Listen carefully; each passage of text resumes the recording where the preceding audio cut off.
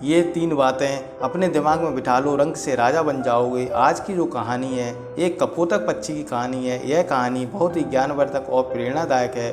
दोस्तों, इस कहानी को पूरा सुने। ये कहानी आपको आपके जीवन में ढेर सारी प्रेरणा देगी।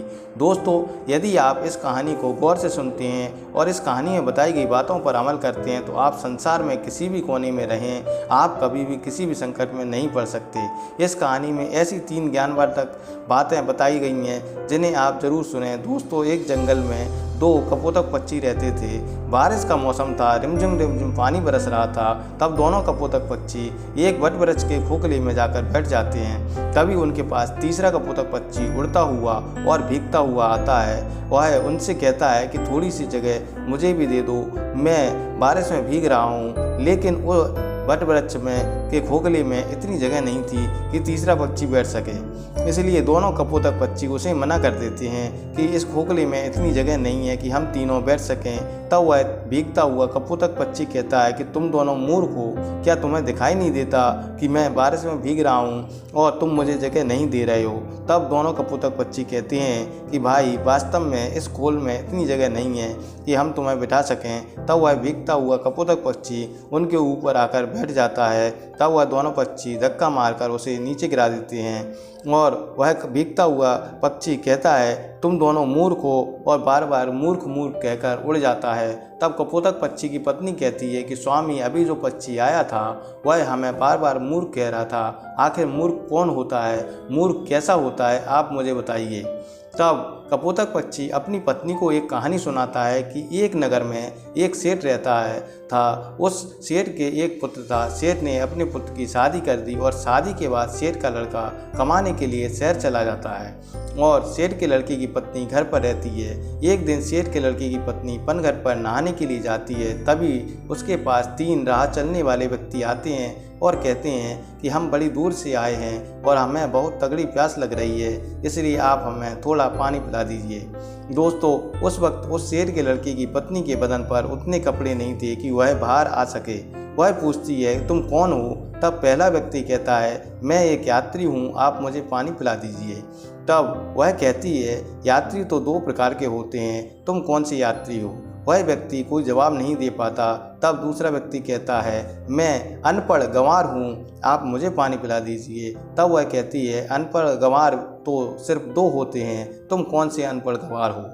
तब मैं तुम्हें पानी पिलाऊंगी। लेकिन वह भी कोई जवाब नहीं दे पाता है। फिर तीसरा व्यक्ति कहता है बहन जी, मुझे पानी पिला दीजिए।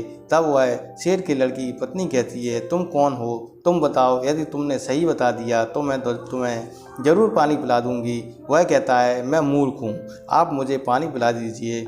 वह कहती है इस संसार में 2 प्रकार के मूर्ख होते हैं, तुम कौन से मूर्ख हो? वह भी इस सवाल का कोई जवाब नहीं दे पाता है। जब वह तीनों प्यासे ही वहाँ से जाने लगते हैं तब वह शेर के लड़के की पत्नी कहती है कि आप मेरे घर चलिए, यहाँ से कुछ ही दूरी पर मेरा घर है, वहाँ मैं आपको ज़रूर पानी पिला दूंगी। वह तीनों उस शेर के घर आ जाते हैं और वह शेर के लड़के की पत्नी भी कपड़े पहनकर घर आ जाती है और उन्हें पानी पिला देती है। उनसे कहती है कि पनघट पर मेरे बदन पर उतने कपड़े नहीं थे कि मैं तुम्हें बाहर आकर पानी पिला सकूं, इसलिए मैंने तुम्हें पनघट पर पानी नहीं पिलाया।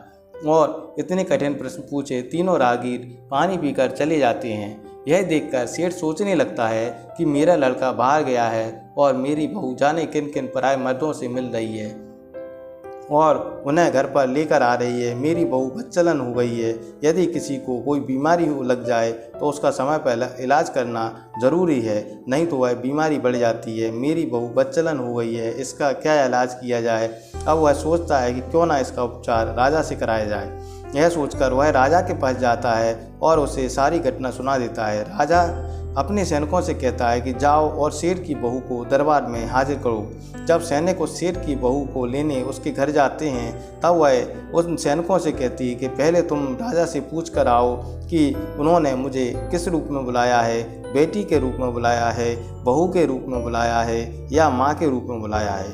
तब सैनिक वापस जाकर राजा के पास जाकर कहते हैं कि महाराज, शेर की बहू ने पूछा है कि आपने उसे किस रूप में बुलाया है, बेटी के रूप में बुलाया है, बहू के रूप में बुलाया है या माँ के रूप में बुलाया है।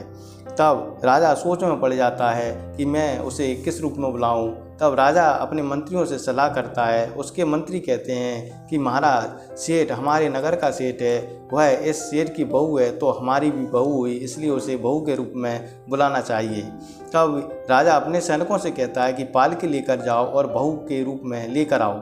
जब सैनिक पालकी लेकर सेठ के घर पहुंचते हैं और सेठ की लड़की की पत्नी से कहते हैं कि राजा ने तुम्हें बहू के रूप में बुलाया है। सैनिकों की इतनी बात सुनने के बाद सेठ के लड़के की पत्नी तुरंत पालकी में बैठ जाती है और राजा के दरबार में हाजिर हो जाती है। तब राजा उससे पूछता है कि क्या तुम चरित्रहीन हो, तुम्हारा पति बाहर गया है, ऐसा हमारे राज्य में नहीं हो सकता। यदि तुम ऐसा काम करोगी तो तुम्हें यह राज्य छोड़कर जाना पड़ेगा या तुम्हें सज़ा मिलेगी। तब वह कहती कि महाराज, मैं एक पतिव्रता स्त्री हूँ, मुझ पर गलत आरोप लगाने से पहले आप बताएं, क्या किसी प्यासे को पानी पिलाना, किसी भूखे को भोजन कराना कोई अपराध है? तब राजा उससे कहता है कि तुम अपनी पूरी बात बताओ। तब वह कहती है कि महाराज, मैं पनघट पर स्नान कर रही थी, तभी वहाँ 3 राहगीर आते हैं। वह कहते हैं हम प्यासे हैं, हमें पानी पिला दीजिए। उस वक्त मेरे बदन पर उतने कपड़े नहीं थे कि मैं उन्हें पानी पिला सकूं, इसलिए मैंने उनसे कठिन प्रश्न पूछकर घर भेज दिया और घर आकर उन्हें पानी पिला दिया। इतनी बात सुनकर राजा उनसे पूछता है कि तुमने उनसे कौन से कठिन प्रश्न पूछे, हमें भी बताओ। तब वह राजा को वह तीनों प्रश्न बता देती है। उन प्रश्नों को सुनकर राजा और राजा के मंत्री सोच में पड़ जाते हैं। उन्हें भी तीनों प्रश्नों के जवाब नहीं आते। तब राजा उस सेठ के लड़के की पत्नी से कहता है कि बहू रानी, इन तीनों प्रश्नों के उत्तर हमें नहीं पता, तुम बता दो, क्योंकि इन तीनों प्रश्नों के उत्तर हम नहीं जानते। वह सेठ के लड़के की पत्नी कहती कि महाराज, यह 3 प्रश्न बहुत अनमोल हैं और इनके उत्तर भी अनमोल हैं, इसलिए आपसे विनती है कि यदि मैं इन 3 प्रश्नों के उत्तर दे देती हूँ तब मुझे क्या मिलेगा? तब राजा कहता है मैं तुम्हें अपना आधा राज्य दे दूंगा। तब वह सेठ की लड़की की पत्नी कहती है कि संसार में 2 ही यात्री हैं, पहला सूर्य और दूसरा चंद्रमा, जो दिन रात चलते रहते हैं और संसार को रोशन करते रहते हैं।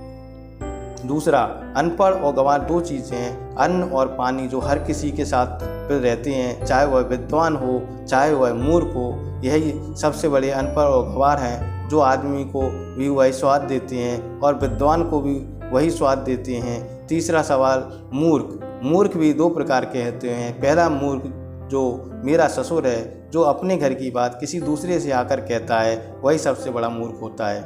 यदि मेरे ससुर ने मुझसे आकर पूछा होता तो मैं वहीं इनकी पूरी सच्चाई बता देती और मेरे घर की इज्जत नीलाम नहीं होती, मेरे घर की इज्जत इस तरह भरे दरबार में उछाली नहीं जाती, मेरे घर की बदनामी नहीं होती। इसलिए सबसे बड़े पहले मूर्ख मेरे ससुर हैं। तब राजा कहता है दूसरा मूर्ख कौन है? तब वह कहती है दूसरे सबसे बड़े मूर्ख आप हैं।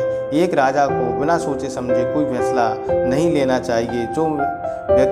जो राजा बिना सोचे समझे फैसला ले लेता है वह भी मूर्ख होता है। आपने मेरे तीनों सवालों के बदले अपना आधा राज्य मुझे दे दिया। तब वह कपोतक पक्षी अपनी पत्नी से कहता है कि सबसे बड़ा मूर्ख वह होता है जो अपने घर की बात बाहर करता है, तथा दूसरा मूर्ख वह होता है जो बिना सोचे विचारे काम करता है और उससे धन का नुकसान हो जाता है। इस तरह इस संसार में 2 प्रकार के मूर्ख होते हैं, जो इसलिए कहते हैं कि समय आने पर जो व्यक्ति अपने दिमाग का सही इस्तेमाल करता है वह हमेशा कामयाबी पाता है। दोस्तों, वीडियो पसंद आए तो वीडियो को लाइक करें, शेयर करें तथा चैनल को सब्सक्राइब कर लें। धन्यवाद।